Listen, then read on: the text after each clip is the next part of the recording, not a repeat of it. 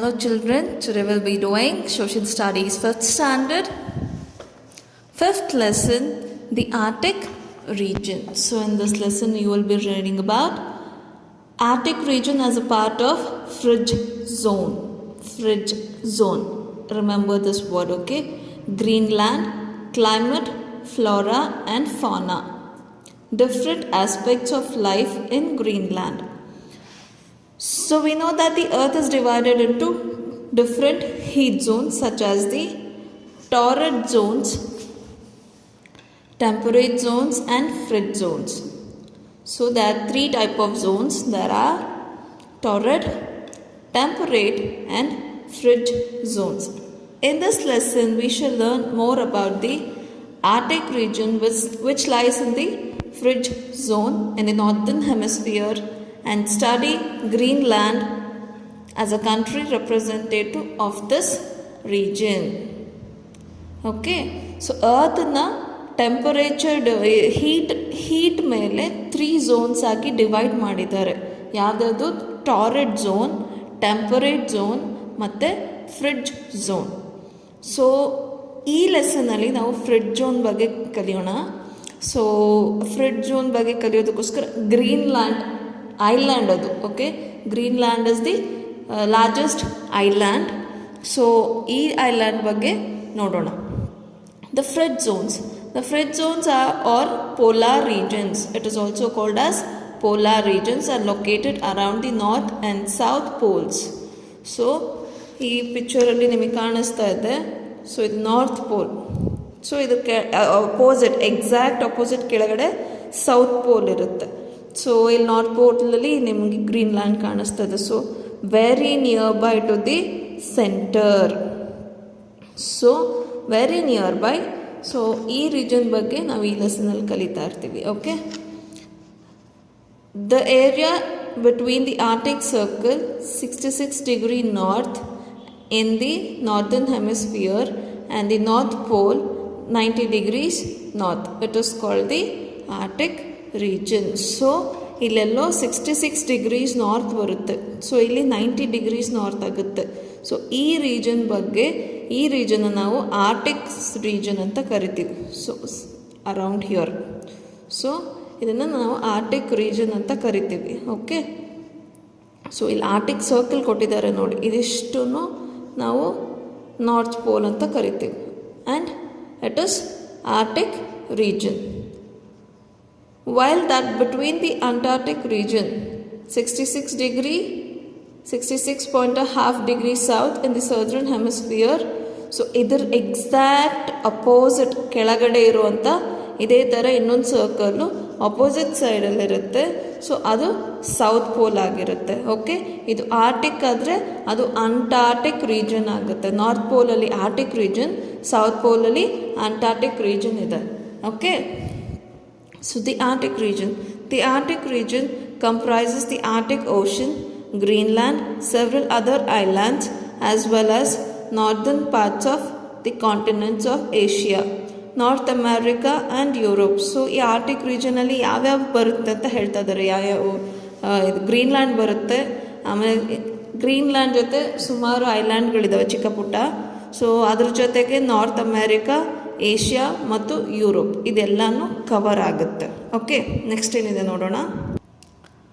So next is the Greenland. Greenland is the largest island in the world and is located between the Arctic Ocean and the North Atlantic Ocean. So Greenland is the largest island. ಅವಾಗಲೇ ಹೇಳಿದ್ದೆ, ವರ್ಲ್ಡಲ್ಲೇ largest island Greenland. So it is located between Arctic ocean and the north Atlantic ocean. So ಆರ್ಟಿಕ್ಕಿಗೂ ಮತ್ತು north Atlantic ocean ಮಧ್ಯ ಬರುತ್ತೆ ಈ Greenland. It lies in the northern hemisphere and is self governing province of Denmark. So self government ಇದೆ, ಬೇರೆ ಯಾರೋ ಹೇಳಿದ್ದು ಪಾಲಿಸಬೇಕಾಗಿಲ್ಲ. ಸೆಲ್ಫ್ ಗವರ್ಮೆಂಟ್ ಇದೆ ಅಲ್ಲಿ. So the Arctic circle passes through the southern part of Greenland. Arctic circle Greenland south ಪಾರ್ಟಿಂದ pass ಆಗುತ್ತೆ.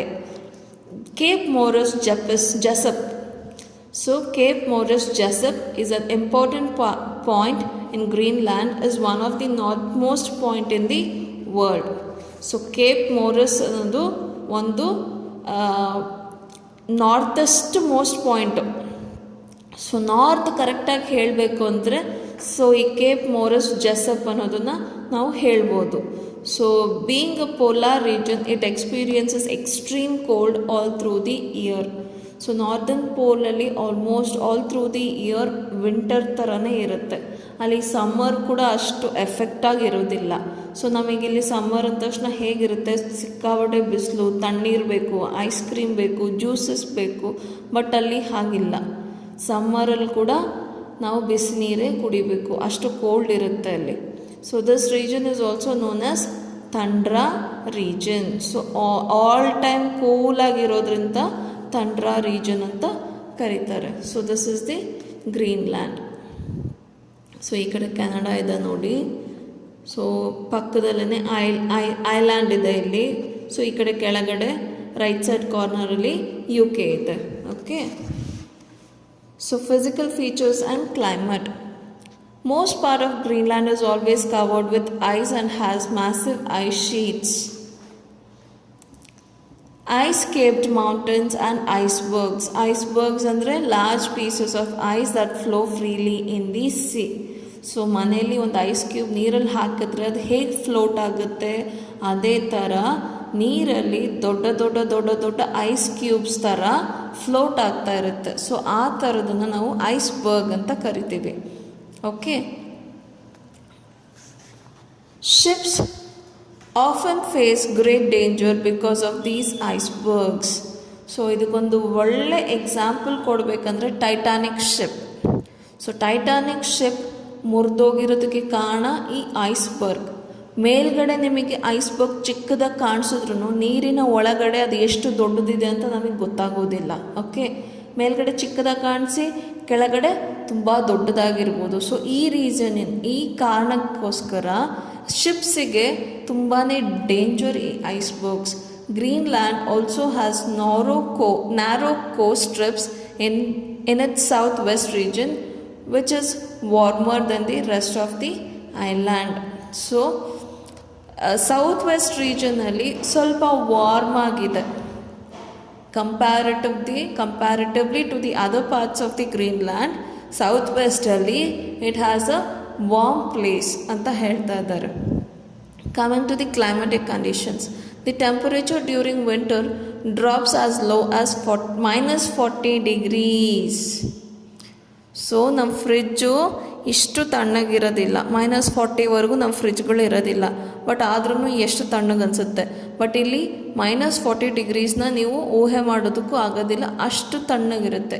And rise up to between 3 degrees Celsius and 10 degrees Celsius during summer. So maximum temperature ಎಷ್ಟು ಬಂತು ಇಲ್ಲಿ? 10 degrees Celsius. 10 degrees Celsius ಕೂಡ ತಣ್ಣಗೇನೆ ಇರುತ್ತೆ. So minimum temperature ಬಂದ್ಬಿಟ್ಟು ಕನಿಷ್ಠ ಗರಿಷ್ಠ ಅಂತ ಹೇಳ್ತಾರೆ ಅಲ್ವಾ. So minimum temperature is 40 degrees, -40 degrees and maximum is 10 degrees Celsius. ಸಮ್ಮರಲ್ಲಿರುವಂಥ ಟೆಂಪರೇಚರ್ ಇದು. The sunlight at the Arctic region receive is so weak that it do not even warm the land. So sunlight ಅನ್ನೋದು ತುಂಬಾ ಕಡಿಮೆ ಅಲ್ಲಿ.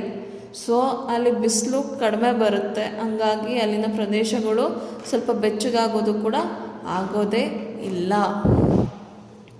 So the next thing, winter have continuous darkness. So ಇಲ್ಲಿ ನಾವು ವಿಂಟರಲ್ಲಿ ಏನು ನೋಡ್ತೀವಿ, ಸಂಜೆ ಬೇಗ ಕತ್ಲಾಗೋದನ್ನು ನೋಡ್ತೀವಿ, ಹೌದಾ. ಬಟ್ ಅಲ್ಲಿ ವಿಂಟರ್ಸ್ ಹೇಗಿರುತ್ತೆ, ಯಾವಾಗಲೂ ಕತ್ಲಾಗೇ ಇರುತ್ತೆ. ಈವನ್ ಡ್ಯೂರಿಂಗ್ ದಿ ಡೇ ನೋಡಿದ್ರ ಡೇ ಟೈಮಲ್ಲಿ ಕೂಡ ಕತ್ಲಾಗೇ ಇರುತ್ತೆ. While the sun is continuous visible during 2-3 summer months even at midnight. So ಮಿಡ್ ನೈಟಲ್ಲಿ ಕೂಡ 2-3 ಮಂತ್ಸ್ವರೆಗೂ ಸಮ್ಮರ್ ಟೈಮಲ್ಲಿ ಸನ್ ಕಾಣಿಸ್ತಾ ಇರುತ್ತೆ. This region is there far also known as the land of midnight sun. So ಮಧ್ಯರಾತ್ರಿಯಲ್ಲಿ ಕೂಡ ಕಾಣಿಸೋದ್ರಿಂದ ಅದಕ್ಕೋಸ್ಕರ ಈ ರೀಜನ್ ಅಂತ ಏನಂತ ಕರೀತಾರೆ, land of midnight sun ಅಂತ ಕರೀತಾರೆ.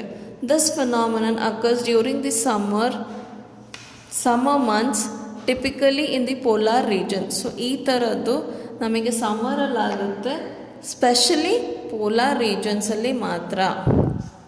ಸೊ ಇಲ್ಲಿಯ ವೆಜಿಟೇಷನ್ ಹೆಂಗಿದೆ ನೋಡೋಣ. The soil here is frozen all through the year. So ice ಆಗಿರುತ್ತೆ ಇಲ್ಲಿಯ ಸಾಯಿಲ್ ಯಾವಾಗ್ಲೂ, ಎಕ್ಸೆಪ್ಟ್ ಡ್ಯೂರಿಂಗ್ ದಿ ಸಮ್ಮರ್ ಮಂತ್ಸಲ್ಲಿ ಮಾತ್ರ ಸ್ವಲ್ಪ ಬಿಟ್ಕೊಂಡಿರುತ್ತೆ, ಐಸ್ ಇರೋದಿಲ್ಲ. During summer mosses lichens and shrubs grow. So ಸಮ್ಮರಲ್ಲಿ ಮಾಸಸ್, ಲೈಕೇನ್ಸ್ ಮತ್ತು ಶ್ರಬ್ಸ್ ಗ್ರೋ ಆಗುತ್ತೆ. One can also see flowering plants like yellow poppy and rosemary, and some other plants like willow and dwarf birch that grow several feet height.